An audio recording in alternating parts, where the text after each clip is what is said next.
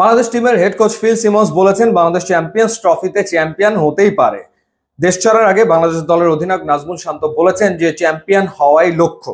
এবং তারপর অনেকেই আসলে সন্দিহান যে বাংলাদেশ কি সত্যিকার অর্থেই ওরকম দল যে চ্যাম্পিয়ন্স ট্রফিতে চ্যাম্পিয়ন হয়ে যাবে, যদিও বাংলাদেশ একবার 2017-তে চ্যাম্পিয়ন্স ট্রফির সেমিফাইনালে খেলেছে।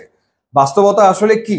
গ্রুপ পর্বে বাংলাদেশ মুখোমুখি হচ্ছে ইন্ডিয়া, পাকিস্তান এবং নিউজিল্যান্ডের বিপক্ষে, এবং তিনটাই ভীষণ রকম শক্তিশালী দল। কিন্তু বাংলাদেশ কি কখনোই ভারতকে হারায়নি, কখনোই পাকিস্তানকে হারায়নি, কখনোই নিউজিল্যান্ডকে হারায়নি। এখন পর্যন্ত বাংলাদেশ এবং ইন্ডিয়া ওয়ানডেতে মুখোমুখি হয়েছে 41 ম্যাচে। বাংলাদেশ 8টা ম্যাচে জিতেছে, ইন্ডিয়া জিতেছে 32 ম্যাচে, রেজাল্ট আসেনি এক ম্যাচে। তার মানে একবার বা দুবার না, 8বার তো ইন্ডিয়াকে হারানোর অভিজ্ঞতা বাংলাদেশের আছে। পাকিস্তানের বিপক্ষে খেলেছে বাংলাদেশ 39টা ওয়ানডে ম্যাচ, যেখানে বাংলাদেশ জিতেছে 5 ম্যাচে, পাকিস্তান জিতেছে 34 ম্যাচে। নিউজিল্যান্ডের বিপক্ষে বাংলাদেশ খেলেছে 45 ম্যাচ, বাংলাদেশ জিতেছে 11 ম্যাচে, নিউজিল্যান্ড জিতেছে 33 ম্যাচে, রেজাল্ট আসেনি একটা ম্যাচে। এছাড়া চ্যাম্পিয়ন্স ট্রফিতে অংশগ্রহণ করছে বাকি যে দলগুলো। ইংল্যান্ডের বিপক্ষে বাংলাদেশ 25 ম্যাচ খেলে 5টা ম্যাচে জিতেছে, ইংল্যান্ড 20 ম্যাচে জিতেছে। সাউথ আফ্রিকার বিপক্ষে বাংলাদেশ 25 ম্যাচ খেলে 6 ম্যাচে জিতেছে, সাউথ আফ্রিকা 19 ম্যাচে জিতেছে। আফগানিস্তানের বিপক্ষে 19 ম্যাচ খেলে বাংলাদেশ 11 ম্যাচে জিতেছে, আফগানিস্তান 8 ম্যাচে জিতেছে। এবং অস্ট্রেলিয়ার বিপক্ষে বাংলাদেশ 22 ম্যাচ খেলে একটা ম্যাচে জিতেছে, একবারই জিতেছে, সেটা তো সেই বিখ্যাত ম্যাচ কার্ডিফে আশরাফুলের সেই দুর্দান্ত সেঞ্চুরিতে। তার মানে কি দাঁড়ায়? তার মানে হচ্ছে চ্যাম্পিয়ন্স ট্রফিতে যারা খেলছে বাংলাদেশ সবগুলো দলকে হারিয়েছে। অস্ট্রেলিয়ার বিপক্ষে মাত্র একটা জয়, কিন্তু বাকি দলগুলোকে একাধিক ম্যাচে বাংলাদেশ হারিয়েছে। তো চ্যাম্পিয়ন্স ট্রফিতে ওই অবিশ্বাস্য রেজাল্ট যেটা অনেকের মতেই চ্যাম্পিয়ন হওয়া, সেই ক্ষেত্রে বাংলাদেশকে 4টা ম্যাচ জিততে হবে।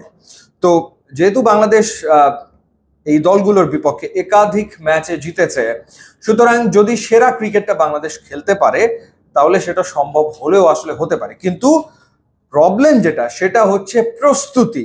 যখন আমরা দেখলাম যে ইন্ডিয়া ইংল্যান্ডের সাথে বাইল্যাটারাল সিরিজ খেললো ওয়ানডে ফরম্যাটে, যখন আমরা দেখলাম যে ট্রাইনেশন সিরিজ হলো পাকিস্তান, নিউজিল্যান্ড এবং সাউথ আফ্রিকার মধ্যে, এবং সেটা চ্যাম্পিয়ন্স ট্রফিকে টার্গেট করে প্রস্তুতি নেওয়ার জন্য, কিংবা অস্ট্রেলিয়া শ্রীলঙ্কার বিপক্ষে 2 ম্যাচের একটা ওয়ানডে সিরিজ খেলে ফেললো এবং দুটোতেই তারা আসলে হারলো, কিন্তু মূল লক্ষ্য ছিল তাদের সেই প্রস্তুতি নেওয়া।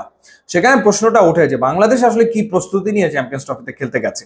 তো সে কারণেই হয়তোবা ভক্ত যারা, তারা খুব বেশি আশাবাদী দল নিয়ে হতে পারছে না, কারণ এই ফরম্যাটের জন্য বাংলাদেশ সেভাবে করে প্রস্তুতি নেওয়ার সুযোগই পায়নি। বিপিএল ছিল, বিপিএল শেষ হওয়ার পর কন্ডিশনিং ক্যাম্প করে বাংলাদেশ চলে গেছে ওখানে খেলতে, এবং একটা মাত্র প্র্যাকটিস ম্যাচ খেলার সুযোগ পাচ্ছে টুর্নামেন্ট শুরুর আগে। এই প্রস্তুতি নিয়ে আসলে কতটা ভালো করা সম্ভব, সেই ভাবনাটাই জেকে বসেছে অনেকের মনে। কিন্তু যারা খেলছে তাদের সবার বিপক্ষে বাংলাদেশের জেতার অভিজ্ঞতা রয়েছে, এবং সেই বিশ্বাসটা রাখতে দোষ কোথায় যে বাংলাদেশ এবারে আসলে ভালো কিছু করবে। এবার আপনাদেরকে জানিয়ে রাখি যে শুধুমাত্র ট্রফিতেই আপনারা বাংলা ও ইংলিশ কমেন্ট্রি সহ পুরো চ্যাম্পিয়ন্স ট্রফি উপভোগ করতে পারবেন একেবারে লাইভ, সরাসরি 19 ফেব্রুয়ারি থেকে। প্রত্যেক ম্যাচের আগে ও পরে থাকছে প্রি এবং post match show, quiz show থাকছে, ব্রেকে, ইনিংসের ব্রেকে থাকছে, এবং হাইলাইটস আপনারা ম্যাচ শেষে দেখতে পারবেন। সুতরাং ঘরে বাইরে যেখানেই থাকুন না কেন, নিশ্চয়ই আপনারা চ্যাম্পিয়ন্স ট্রফি উপভোগ করবেন ট্রফিতে। আর ইউটিউব এবং ইনস্টাগ্রাম লিঙ্ক দেওয়া আছে, আপনারা যদি যোগ দেন তাহলে খুবই খুশি হব। And thanks for watching.